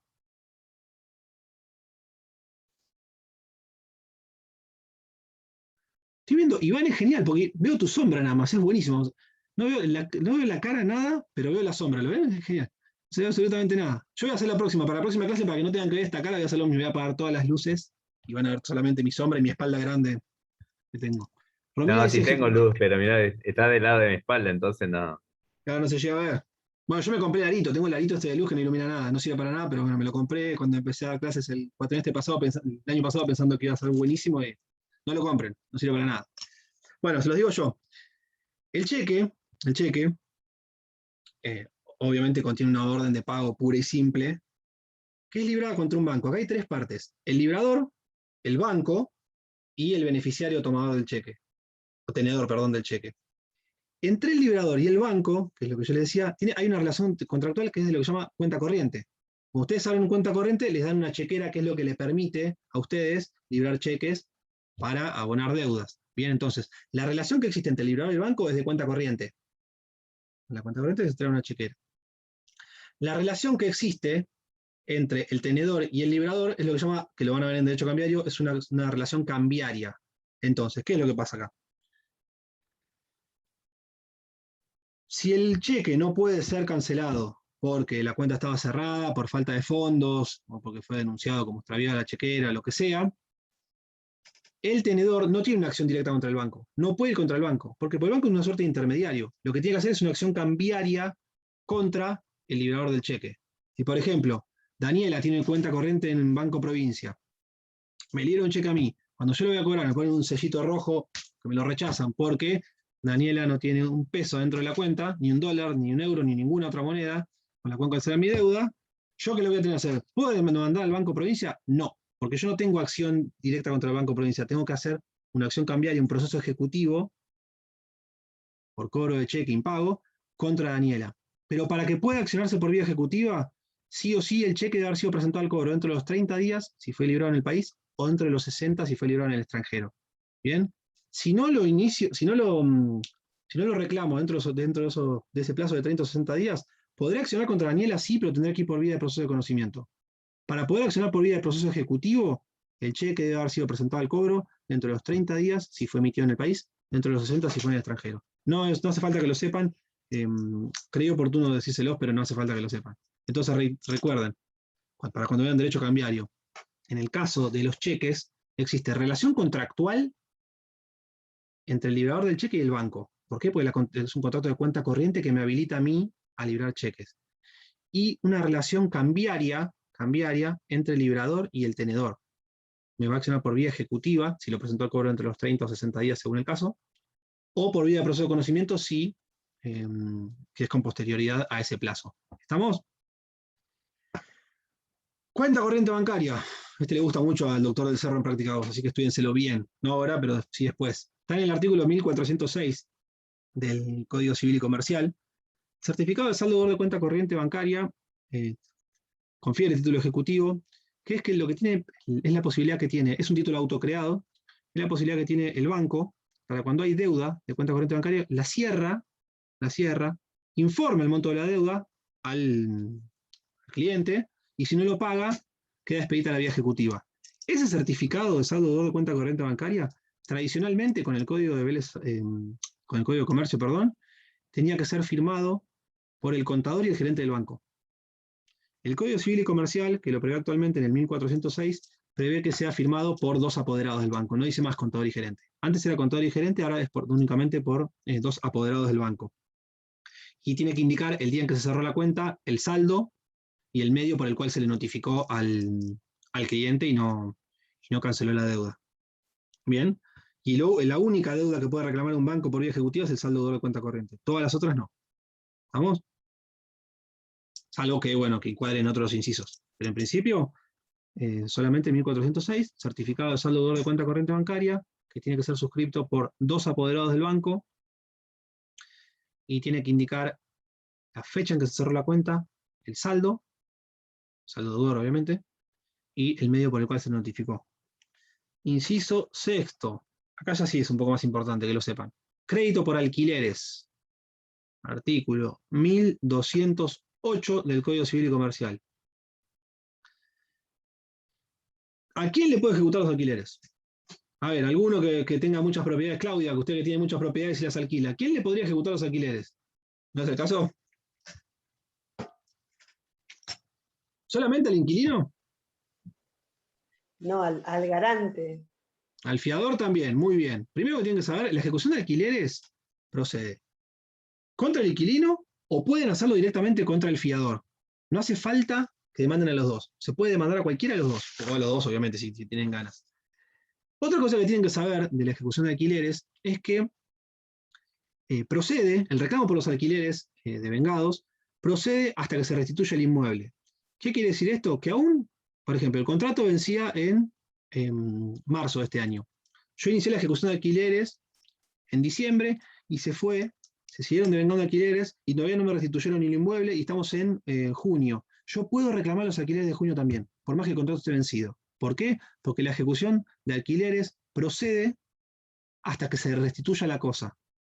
El bien inmueble, en este caso es un departamento. Bien, no importa que el contrato de locación se encuentre vencido, es hasta que se restituye. Lo cual tiene cierta lógica, porque si no, si Yara, que me acaba de dar el presente, se queda en el inmueble, ¿qué hago yo mientras tanto? ¿Hasta que me hagan lugar en la acción de desalojo que no le puedo cobrar? ¿Me quedo sin percibir alquileres? No, entonces. ¿Se venció el contrato? Sí, es cierto. Yo te reclamé los alquileres que figuraban en el contrato. Ahora, si vos seguís permaneciendo en mi inmueble hasta que me lo restituyas, también te podré reclamar los alquileres devengados por esos periodos posteriores al vencimiento contractual. Después vamos a ver que en este caso hay que preparar la vía ejecutiva, es un título de tipo incompleto, hay que hacer algunos recaudos previos para que quede expedita la vía, es decir, para que se la pueda intimar de pago, que lo vamos a ver después, no sé si llegaremos hoy, pero si no, con eso vamos a comenzar la clase que viene, porque me quedan 7 minutos. ¿Estamos? Otra cosa, perdón, que quiero decirles de ejecución de alquileres es que, además de reclamar el canon locativo, es decir, el monto del alquiler, también procede por vía ejecutiva el reclamo de la cláusula penal, si es que se fijó, o el pago de expensas o servicios, si es que se incluyeron dentro del contrato. Si dentro del contrato estaba incluido el pago de expensas, de cláusula penal, servicios, también pueden accionar por vía ejecutiva por esas sumas. ¿Bien? Entonces, no solamente el alquiler, sino todas las cuestiones que están comprendidas dentro del contrato de locación. El inciso séptimo del 521, que es justamente el que les da la pauta de que no es una numeración de carácter taxativo, dice los demás títulos que tuvieron fuerza ejecutiva por ley, etc. Fíjense que acá les deja en claro que esta enumeración anterior, todos los incisos que vimos anteriormente, no era taxativo, porque dice, y los demás títulos que tuvieran fuerza ejecutiva por ley o algo así, dicen. ¿Cuál sería un ejemplo de esto?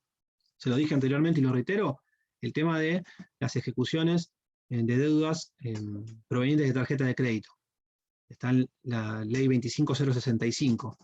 Esto, para que lo sepan, también no se pregunta. Es un caso de un título incompleto. Acá, la entidad emisora de la tarjeta, Visa, Mastercard, la que sea, tiene que preparar la vía ejecutiva citando al deudor, al cliente, para que reconozca la emisión del contrato y el resumen de cuenta. Bien. Y además de esa citación, es decir, de esa etapa previa, tiene que acompañar lo que se llama una doble declaración jurada, la entidad emisora de la tarjeta de crédito, que informe la inexistencia, obviamente previo a la mora, porque si no sería muy fácil burlar el cobro, y la inexistencia de denuncias previa a la mora de robo o extravío de la tarjeta. ¿Por qué le digo que tiene sentido común? Pues si yo ya estoy en mora y sé que me van a accionar por guía ejecutiva, digo, uy, se me perdió la tarjeta. Entonces no. La denuncia tiene que ser anterior a estar en mora en el pago de la tarjeta de crédito. Entonces, la primera declaración jurada que deberá acompañar la entidad emisora de la tarjeta de crédito es informando la inexistencia, previo a la mora, de denuncia por extravío o robo de la tarjeta de crédito. Y la segunda es otra declaración jurada acerca de la inexistencia de cuestionamientos a ese resumen. Porque si el resumen fue cuestionado, tampoco se puede accionar en vía ejecutiva. ¿Estamos? Entonces, existen algunos supuestos por fuera de los enumerados en 521 y 522 que se habla de expensas, que lo vamos a ver ahora. Sí, porque la enumeración es enunciativa. Ejemplo, el caso de la ejecución de deudas originadas por tarjeta de crédito. En ese caso, prevé el artículo 39 de la 25065, que es la ley de tarjeta de crédito, que hay que preparar la vía ejecutiva citando al deudor a que reconozca la existencia del contrato y el resumen de cuenta.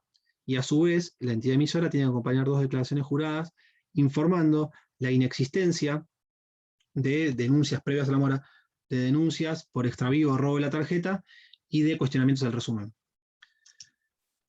Si el demandado obviamente no comparece a la citación que ha expedida la vía ejecutiva, si comparece y desconoce el contrato o el resumen, tendrán que ir por vía de proceso sumario. Bien. Y el último de los supuestos de los títulos ejecutivos en particular está en el 522, que es la ejecución de las deudas derivadas de expensas. Que esto, antes de la entrada en vigencia del Código Civil y Comercial, regía la ley de propiedad horizontal, que era la 13512, que no, por más que se admitía jurisprudencialmente, no prevía en forma expresa la vía ejecutiva. No estaba prevista en forma expresa.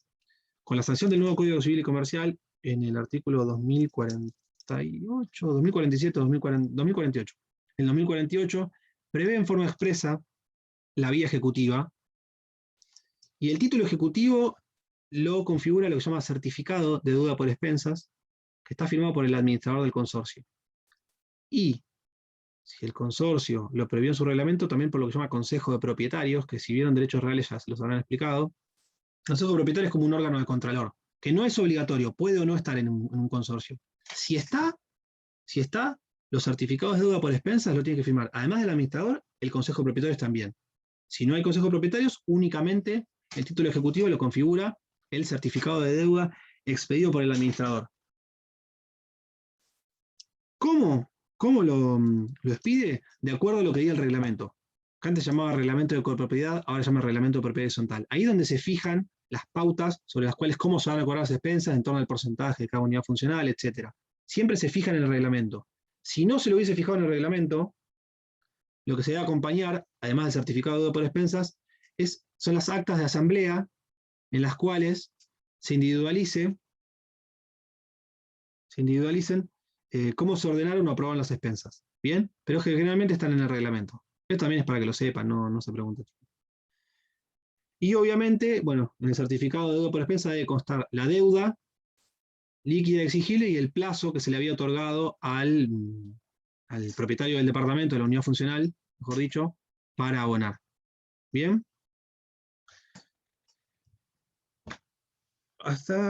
Una cosa más que les voy a decir de deuda por expensas. Además de acompañar el certificado expedido por el administrador y la copia del acta de asamblea, si es que el reglamento no prevía la forma de liquidarlas, tienen que acompañar una copia del reglamento de propiedad. Esto fue bastante criticado cuando salió en el Código Civil y Comercial. Porque en realidad eso no integra el título ejecutivo del reglamento. Lo que le sirve al juez es para darse cuenta si el certificado que emitió el administrador cumplió las pautas que habían fijado los propietarios al redactar el reglamento. ¿Se entiende? Entonces, cuando usted vaya a iniciar una demanda por ejecución de expensas, ¿qué es lo que tiene que...? Bueno, además del poder, obviamente, para actuar en nombre del consorcio, el certificado expedido por el administrador y una copia del reglamento, porque eso le va a permitir al juez verificar si el certificado fue confeccionado teniendo en cuenta las pautas fijadas por el reglamento. Si el reglamento no fijaba pautas, tendrán que acompañar las actas de asamblea en las cuales se aprobaron y determinaron las expensas, cómo se liquidan las expensas. Estoy cansado. Bueno, chicos, nos quedó, más o menos, nos quedó de la unidad 14 la preparación de la vía ejecutiva. Preparación de la vía ejecutiva. ¿Y qué más? ¿Qué más? Sí, el punto 5 más o menos. Sí, el punto 5. Bueno, no importa, no es tan largo. Preguntas. Hoy sí que he sufrido, ¿eh? Pero bueno, mi niña se cayó bastante bien. La renté al principio, pero bastante bien. Me asusté.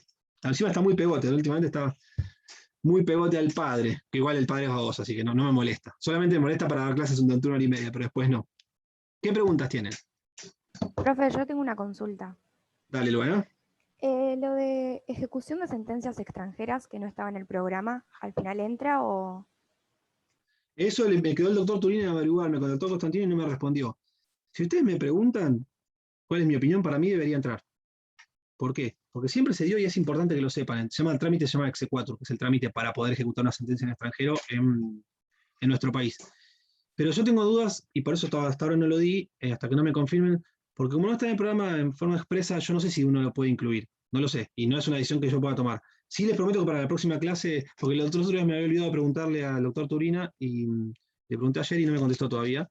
Les prometo que para la próxima clase, de hecho, si entras, va a ser lo primero que arranque, porque ya pasó. En el orden de la bolilla ya pasó. Si llega a entrar, se los voy a informar y lo voy a dar al comienzo de la clase que viene. Si no, también les informaré, chicos, no entra. Quizás lo que yo tenía pensado es, si no entra en el programa, igualmente cuando termine de dar mis temas, explicarles qué es, para que lo sepan, aun cuando no entre. Por una cuestión de que me interesa que lo sepan. No lo hice ahora porque siempre lo que hago primero es dar todos los puntos del programa y después si me queda tiempo hablamos de otras bolillas o les digo cosas extra.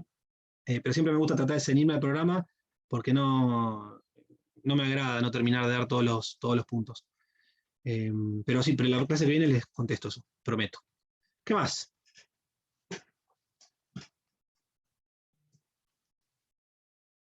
¿Nada? Bueno, mejor. ¿Cómo salió Racing con Colón? ¿Alguno estuvo prestando atención o no? Perdió 3-0. Ganó Colón. Vamos, mejor. Yo soy de Boca y uno de mis mejores amigos es de Racing y me estuvo molestando toda la semana pasada. Así que lamento ser hinchas de Racing, pero no importa. Esta cátedra es de Boca. En realidad no, pero yo soy de Boca. Constantino es de River, pero no importa. Bueno, chicos, no los molesto más. Nos vemos el miércoles. Terminamos con el punto 5. Obviamente, cuando termine, evacuamos todas las dudas de esta unidad 14, así que si quieren, léanla el fin de semana. Y les voy a decir lo del tema del exequatur, si entra o no. Y arrancamos con la unidad número 15. Buen fin de semana. Nos vemos el miércoles. Adiós. Igualmente. Buenas noches. Perfecto, profe. Adiós. Buenas noches. Buen fin de semana.